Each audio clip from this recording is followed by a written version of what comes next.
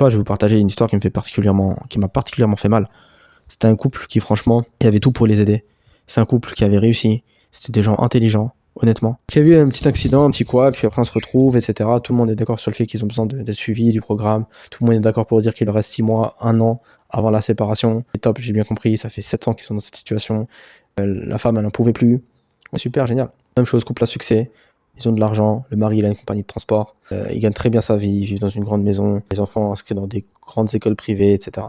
Puis au moment de payer, bon, le mari il me dit ouais je règle ça après nos vacances, etc. Donc lui il me dit oui, mais finalement je l'ai rappelé, et il était trop occupé, on n'a pas réussi à prendre l'appel, après j'ai laissé l'affaire tomber. Mais ouais, la femme elle m'a dit ensuite par message, elle est venue me voir, elle m'a dit oui, on va pas priver nos enfants de repas, on investit beaucoup pour leur école, on investit beaucoup pour toutes ces choses-là, donc on va pas encore plus investir dans notre mariage.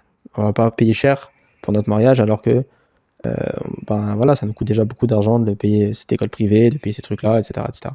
Après, je sais pas exactement la situation du couple, pourquoi il y a des entrepreneurs qui font beaucoup de chiffre d'affaires et qui à la fin n'ont pas beaucoup de revenus.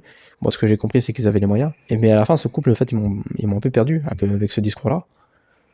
Et franchement, en fait, ils se rendent pas compte que, je sais pas, t'es prêt à payer une école privée en France à tes enfants, donc tu sais quoi, tu te tournais autour de 5 000, 6 000, 7 000 euros l'année, plus 3 enfants, donc c'est même plus que ça. Sur 10 ans, tu vas payer plus de 100 000 euros, peut-être 200 000 euros, l'école en tout et pour tous tes enfants.